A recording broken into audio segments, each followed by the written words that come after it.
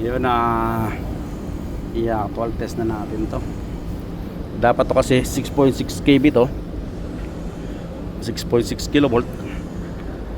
Dapat to, play natin to ng 5 kV. At dapat to nasa 100 mega ohms pataas. So we'll see. Pag mababa dun, ibig sabihin hindi siya acceptable. Ayan, 5 kV. Mag-ilaw tayo para makita natin. Test na natin. Ayan, naka-PI. So ayan, same connection pa rin mga bossing. Hindi natin iniba. Ayun, 113. Yan. Ibig sabihin okay yan. Kasi meron na yung langis sa loob. Yung iba niya nagkitest niya na nasa 2.5 lang o 1 kV. Pero dapat yan dahil mataas yung pakasok na voltahe. Ayun din dapat medyo nag-range din siya sa ganun. Yan. Yung iba kasi yan sinusuklihan ng siniselect lang nila yung 1 kV. Pero ang pumasok na pala times 5 na. So pagka nagkaka-problema o error, nagkitrip, nagtataka sila bakit nagkitrip. Ang tinitrace nila cable, yung pala ang transformer pala may problema. Katulad kanina nung tines ko, di ba, sa mababang voltahe, kung makikita natin halos nadodoble. Ayan siya, mababa siya, diba?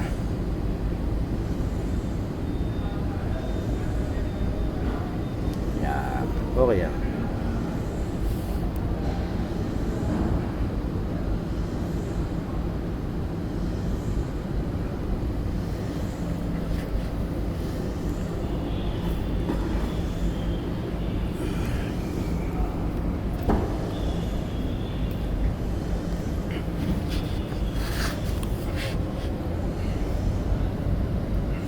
Five kV yan.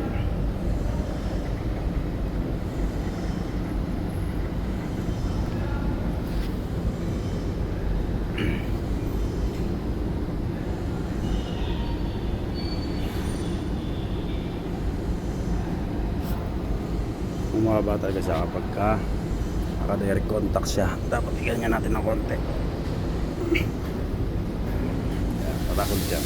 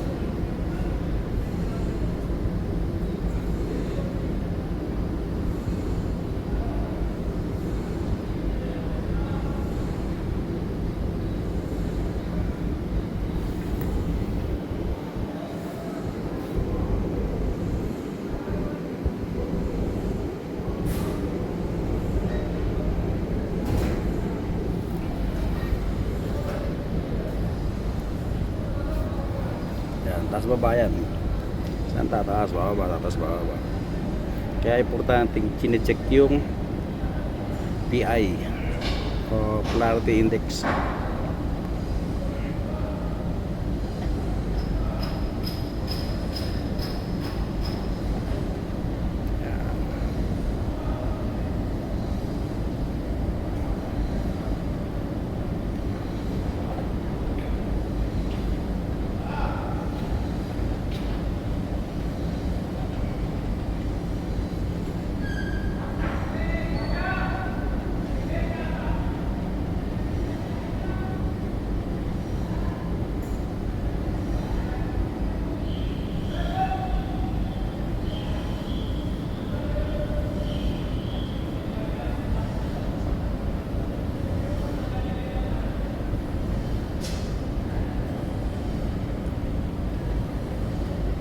Pero yung first 1 minute niyan, mataas na yun eh. Yung 1 kanina, yung 110, 113, so mataas na yan.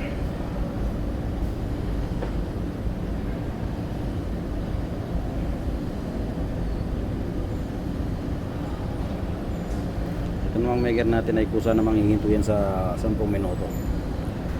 Basta iset mo lang yung PI.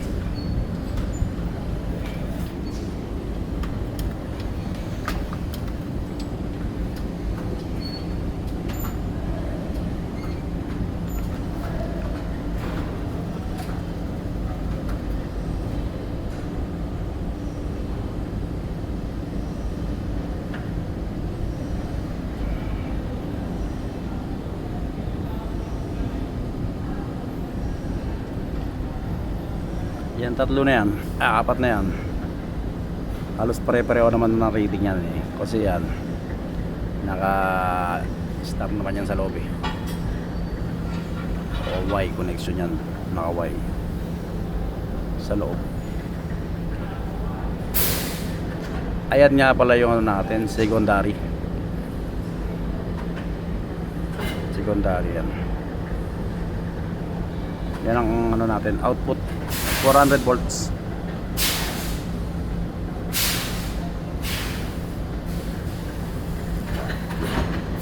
Output 600 volt.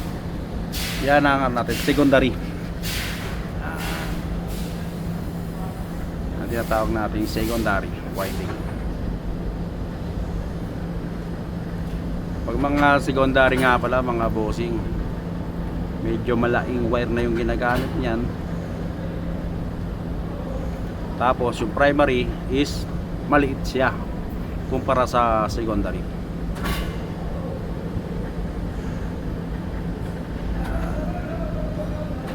At dapat naka-isolate siya, wala siya dapat. Dapat hindi siya naka-zero. Naka-isolate siya, alis hiwalay siya. Hindi siya pwedeng may reading kasi pag nag-zero siya, shorted yun. Pag kunyan sabog yan. Konting kaalaman lang mga bossing. Yan, huwag lang, 7 minutes na lang po. 7 minutes, 3 minutes na, nakaka 7 minutes na tayo.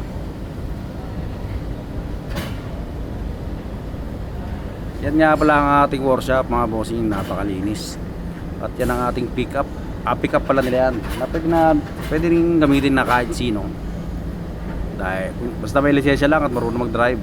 Yan, at hindi kinakabahan kasi sa labas maraming truck at madulas ang kalsada, kaya dapat tuwing ginagamit natin yung sasakyan na yan ay pinag-iingat natin at iniingatan kasi sa company yan at may pananagutan ng sino man kung maaksidente. Kahit kung malapit lang naman lakarin na lang, naka-exercise pa, di ba mga bossing? Yan, at yung dumating nga pala, yan ang ating ang ating pagel. Nagtago, nakita niya, binibidyoan siya.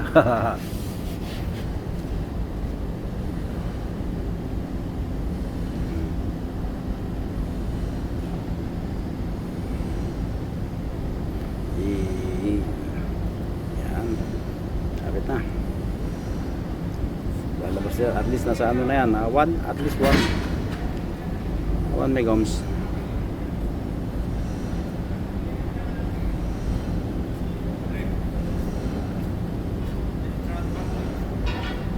Yeah, after checking. After 30 minutes. No. Wait. No, wait. I will check that. Wait. Tell wait. Because just remaining primary. I will check primary. I will check that. This side.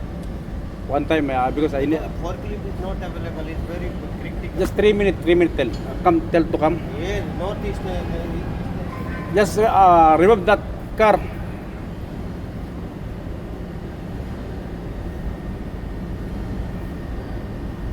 Dapat bago natin labas, sigurado hindi yung kayo masusunod. Tapos sasabihin niyo may problema. Mga ulol ba kayo?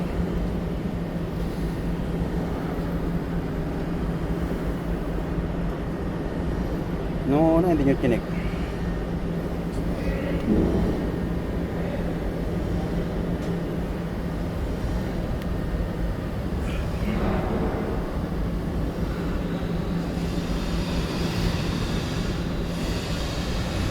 Hindi naman ako payag na hindi ito matapos. Gusto ko paglalabas to rito, yung alam ko na hindi ako nagkamali, walang problema sa akin. Yan o, di ba? Yan o, PI o 0.957. At least kahit paano, acceptable yan.